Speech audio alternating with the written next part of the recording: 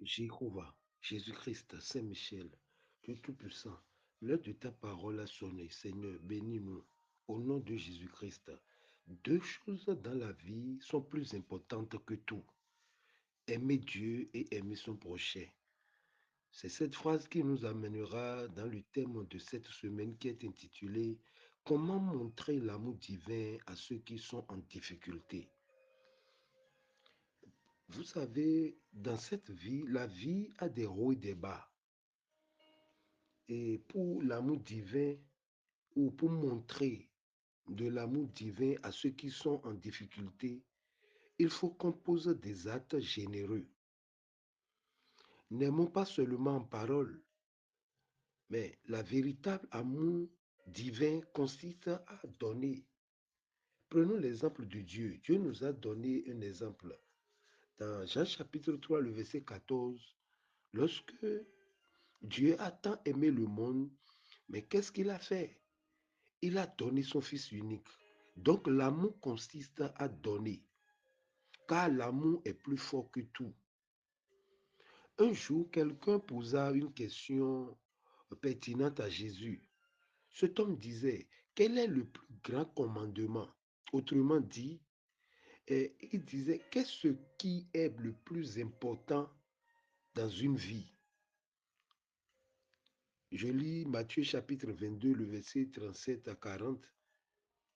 Et Jésus répondit, tu aimeras le Seigneur ton Dieu de tout ton cœur, de toute ton âme, de toute ta force et de toute ta pensée. C'est la première et le plus grand des commandements. Puis, dans le même verset, Jésus continue et dit, tu aimeras ton prochain comme toi-même. C'est le deuxième commandement. Et ces deux commandements forment la croix. La croix, il y a deux barres. La barre horizontale, la relation entre Dieu et l'homme. C'est ça. Tu aimeras ton Dieu de tout ton cœur, de toute ton âme, de toute ta force et de toute ta pensée. Maintenant, il y a encore une barre horizontale.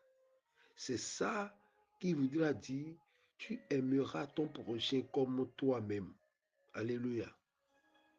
Par là, Jésus dit qu'il y a deux choses dans la vie qui sont plus importantes que tout le reste. Premièrement, aimer Dieu. Deuxièmement, aimer son prochain.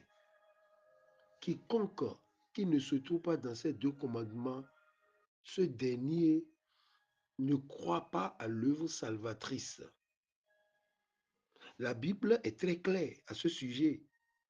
Nous sommes sur terre pour accomplir ces deux commandements, aimer Dieu et aimer son prochain.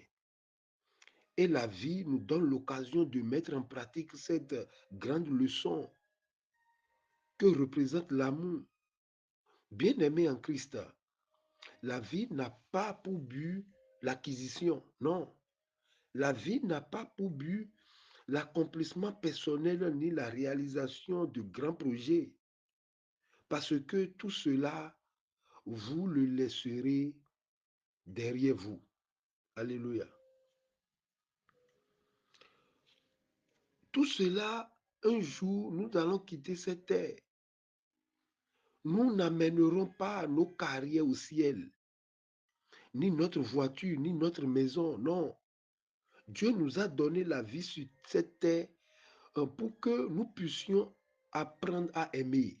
Je répète, Dieu nous a donné la vie sur terre pour que nous puissions apprendre à nous aimer. En réalité, la vie est une école d'apprentissage de l'amour. Et c'est pour cela que nous devons faire de l'amour notre priorité numéro un.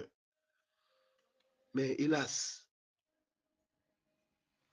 si un jour vous allez au palais présidentiel d'un pays, pour pouvoir y rentrer, vous devez d'abord prouver votre identité en présentant votre carte d'identité. Ou lorsque vous allez à un guichet automatique de billets, vous devez prouver votre identité en tapant votre code personnel. Il en est de même avec Dieu. Lorsque nous devenons des enfants de Dieu, nous recevons une nouvelle identité. Paul l'a dit, si quelqu'un est en Christ, il devient une nouvelle créature. Dans notre vie, des signes doivent donc attester notre nouvelle identité d'enfant de Dieu. Oui, Jacques va loin pour dire, il en est ainsi de la foi. Si elle n'a pas les œuvres, elle est morte en elle-même. Répondons à une question. Quel signe atteste notre nouvelle identité? Parce qu'il y a des signes qui accompagnent. Jésus même disait, voici les signes qui accompagneront ceux qui auront cru en moi. Posons-nous cette question. Quel signe atteste notre nouvelle identité? 1 Jean chapitre 4, le verset 20 à 21, Jean disait, l'apôtre Jean, le disciple Jean, il disait, si quelqu'un dit, j'aime Dieu, et qui haïsse son frère, c'est un menteur, car celui qui n'aime pas son frère qu'il voit, comment peut-il aimer Dieu qu'il ne voit pas? Et nous avons de lui ce commandement, que celui qui aime Dieu aime aussi son frère. Waouh! Le thème dit, comment montrer l'amour divin à ceux qui sont en difficulté? Alléluia. Seul l'amour montre que nous sommes enfants de Dieu. Omis l'amour, nous ne sommes pas enfants de Dieu. L'amour montre que je fais vraiment partie de la famille de Dieu. L'amour montre que je suis sauvé. C'est pas amour que je suis sauvé. L'amour montre que je suis né de nouveau. Celui qui n'a pas l'amour pour son prochain n'est pas né de nouveau. L'unique chose qui vous permettra de vaincre les difficultés, de surmonter les adversités, c'est l'amour. Il y a des chrétiens aujourd'hui qui sont opprimés, déprimés, comprimés. Et puis, c'est la jalousie ou rien. Cela ne peut jamais surmonter l'adversité. Parce qu'on surmonte l'adversité par l'amour. 1 Pierre chapitre 3, le verset 12 à 13, Pierre, le disciple, l'apôtre Pierre disait, car les yeux du Seigneur sont sur les justes et ses oreilles sont attentifs à leurs prières. Les yeux du Seigneur Jésus-Christ sont sur les justes et ses oreilles sont attentives à leurs prières. Mais la face du Seigneur est contre ceux qui font le mal et qui vous maltraitera si vous êtes zélé pour le bien. 1 Pierre chapitre 3, le verset 13 dit, qui vous maltraitera si vous êtes zélé pour le bien? Donc, si la sorcellerie nous maltraite, c'est-à-dire nous ne sommes pas zélés pour l'amour, pour montrer l'amour, nous sommes zélés pour la méchanceté. Il peut y avoir des tribulations, il peut y avoir des problèmes, des tremblements de terre, des ouragans. Mais laissez-moi vous dire, vous serez toujours debout si vous avez l'amour dans votre cœur. Je ne dis pas l'amour dans la bouche ou l'amour sur les lèvres, mais l'amour dans votre cœur. Comment montrer l'amour divin à ceux qui sont en difficulté?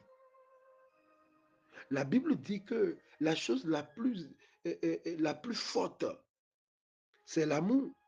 L'amour de Dieu et l'amour de son prochain. Ce sont les deux choses la plus fortes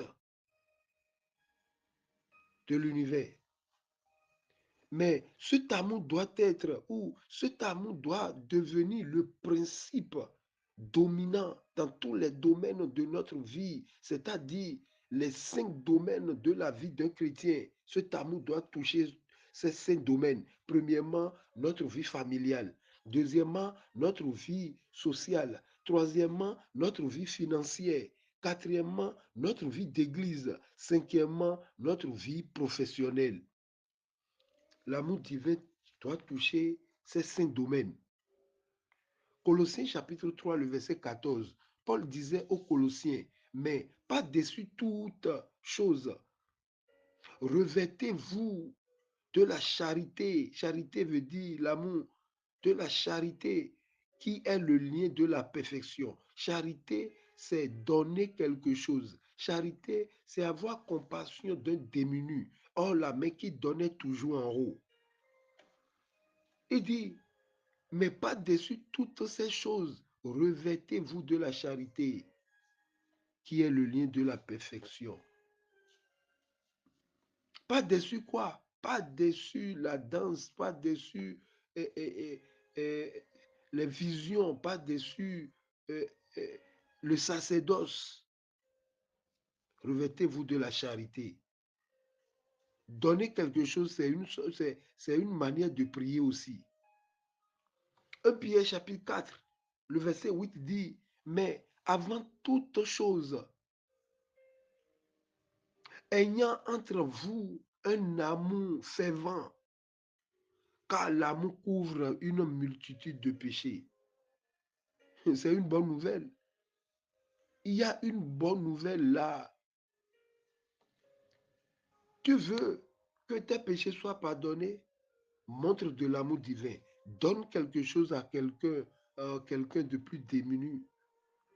Quand Dieu regarde un homme, je parle d'homme grand âge, la première question qu'il se pose n'est pas a-t-il commis des péchés? Non, c'est pas ça. Ou quels sont ses défauts? Non. Mais sa première question est, aime-t-il mon fils Jésus-Christ? La première question. Deuxième question, aime-t-il son prochain? Ce qui compte le plus pour Dieu, c'est l'amour que nous avons pour lui et pour notre prochain. Comment montrer l'amour divin à ceux qui sont en difficulté? Jésus-Christ, en partant, nous a laissé deux messages. Quels sont les messages que Jésus-Christ nous a laissés? Premièrement, c'est l'amour. Premièrement, c'est pas la foi. Premièrement, c'est l'amour et la foi. Voilà les deux messages qu'il nous a laissés. Mais la plus grande de ces deux, c'est l'amour. C'est l'amour. Et c'est ce qu'il nous redemandera à la fin de notre mission sur cette terre. Matthieu chapitre 25, le verset 37 à 40. Écoutez, les justes les justes lui répondront, Seigneur, quand avons-nous vu avoir faim et t'avons-nous donné à manger ou avoir soif et t'avons-nous donné à boire? Quand avons-nous vu étranger et t'avons-nous recueilli ou nu et t'avons-nous vêtu? Quand avons-nous vu malade ou en prison et sommes-nous allés vers toi? Et le roi leur répondra, je vous le dis en vérité, toutes les fois que vous avez fait ces choses à l'un de ces plus petits de mes frères, c'est à moi que vous les avez faites. Waouh! À l'un de ces plus petits de mes frères. Parce que Jésus-Christ est notre grand frère. Que tu sois riche ou pauvre, Jésus-Christ est notre grand frère. Nous devons nous aimer les uns les autres, pas les uns sur les autres. Alléluia. Un jour, lorsque nous serons dans le ciel, chacun de nous se tiendra devant Dieu et devra rendre compte de ce qu'il a fait pendant sa vie terrestre. Mais Dieu ne vous demandera pas le montant de votre compte en banque. Il ne vous demandera pas quelle position sociale vous occupiez, ni quel exploit vous avez réalisé. Il vous demandera, as-tu fait ce que je t'ai demandé de faire? Waouh! As-tu fait ce que je t'ai demandé de faire? As-tu appris à m'aimer de tout ton cœur? As-tu appris à aimer mon fils Jésus-Christ? As-tu appris à aimer ton prochain? Voilà les questions. Voilà les questions que Dieu nous posera, parce que ce sont là les choses qui sont véritables ou qui sont véritablement importantes dans la vie chrétienne, dans notre vie. Aimer Dieu de tout notre cœur et aimer notre prochain. C'est la raison pour laquelle nous devons faire de l'amour notre priorité numéro un. Comment montrer l'amour divin à ceux qui sont en difficulté? Vraiment, il faut passer par des difficultés aussi pour pouvoir comprendre comment montrer l'amour divin à ceux qui sont en difficulté. Ceux qui sont orgueilleux, ceux qui sont des isolants pour le prochain. La plupart de ceux-là sont ceux qui n'ont jamais traversé la rive des difficultés. Si nous nous rappelons souvent de la résurrection, cela peut nous aider à montrer de l'amour divin à ceux qui sont en difficulté. C'est parce que nous oublions la résurrection, car l'aumône faite aux plus démunis nous attend au jour de la résurrection. C'est Jésus-Christ même qui l'avait dit. Jésus l'avait donné ce conseil à un pharisien qui l'avait invité pour prendre un repas. Luc chapitre 14, le verset 12 à 14. Il dit aussi à celui qui l'avait invité, lorsque tu donnes à dîner ou à souper, n'invite pas tes amis, ni tes frères, ni tes parents, ni des voisins riches, de peur qu'ils ne t'invitent à leur tour et qu'on ne te rende l'appareil.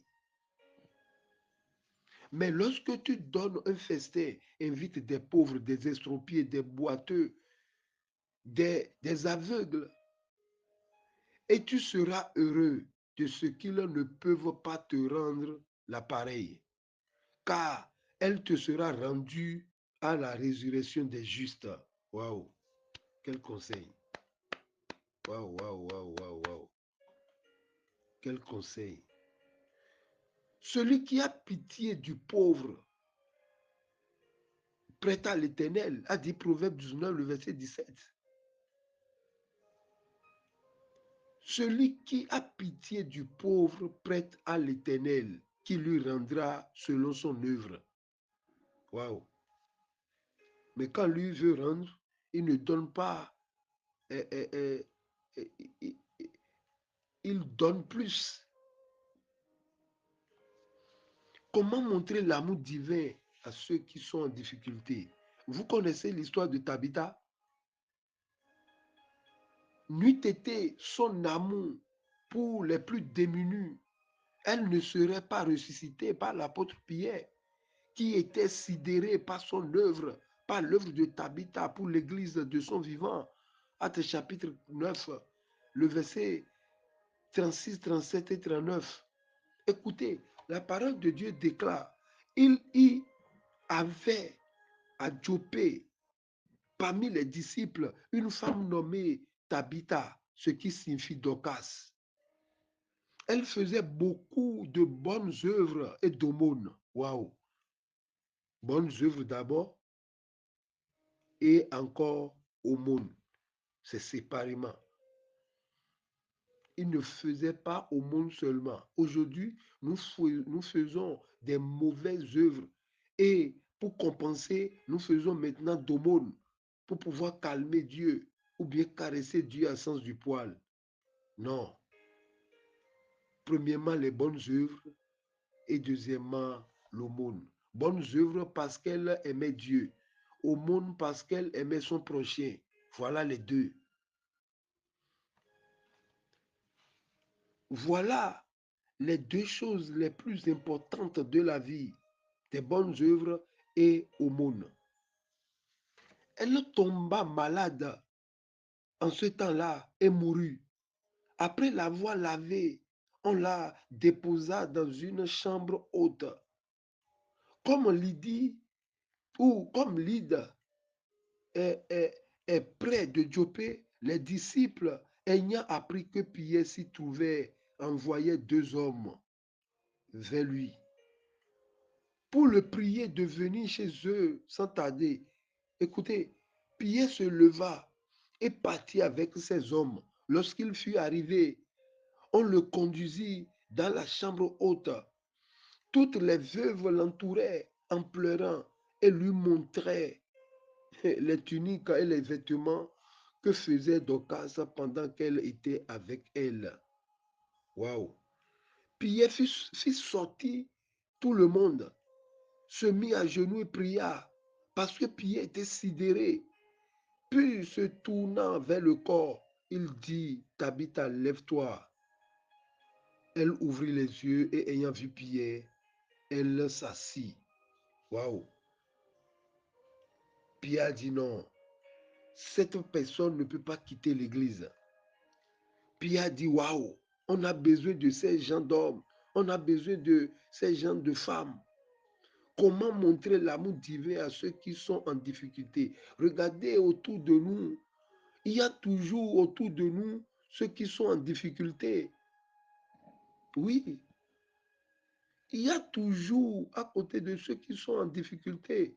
Montrer l'amour divin à ceux qui sont en difficulté peut ressusciter une entreprise, peut ressusciter un commerce, peut ressusciter un atelier.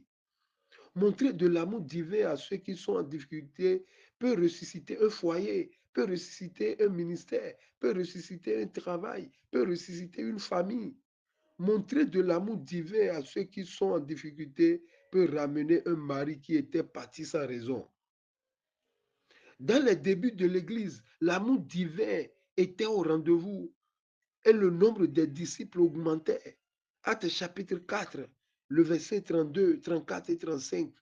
La Bible dit, la multitude de ceux qui avaient cru n'était qu'un cœur et qu'une âme. Nul ne disait que ses biens lui appartinssent en propre, mais tout était commun entre eux.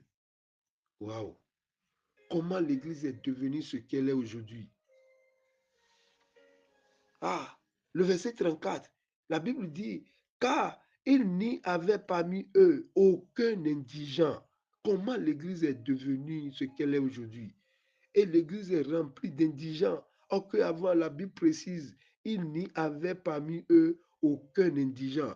Tous ceux qui possédaient des champs ou des maisons les vendaient, apportaient le prix de ce qu'ils avaient vendu et le déposait aux pieds des apôtres et l'on faisait des distributions à chacun selon qu'il en avait besoin. Waouh! L'Église n'avait pas de compte en banque. L'Église n'avait pas l'intention de payer toutes les carrés de l'avant, de payer toutes les parcelles alentour. Non, parce qu'un beau jour, on a quitté tout cela.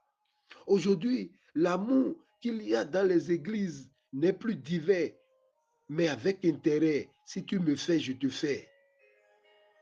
Si tu viens pour moi, je viendrai pour toi. L'amour qu'on a dans les églises aujourd'hui sont des amours commerciaux. Les dirigeants qu'on a aujourd'hui s'occupent d'eux-mêmes et des brebis dodues. Mais les brebis chétifs sont abandonnés à eux-mêmes. Les dégâts sont énormes sur les paroisses. Chers chrétiens, montrons l'amour divin autour de nous. Visitons les orphelins. Visitons les orphelinats, visitons les centres psychiatriques, visitons les hôpitaux, visitons les prisons, car la religion pure et sans tache devant Dieu, notre Père, consiste à visiter les orphelins et les veuves dans leurs afflictions et à se préserver des souillures du monde. Soyez bénis abondamment au nom de Jésus-Christ. Jéhovah, Jésus-Christ, Saint-Michel, Dieu Tout-Puissant, ta parole vient d'être libérée. Seigneur, touche les cœurs. Seigneur, montre-nous la voie à suivre. Montre-nous comment montrer l'amour divin à ceux qui sont en difficulté autour de nous, sur nos paroisses, dans nos familles, au nom et à l'amour de notre Seigneur Jésus-Christ. Amen, amen, amen, au nom de notre Seigneur Jésus-Christ. Alléluia, alléluia, alléluia, alléluia, alléluia, alléluia. Alléluia.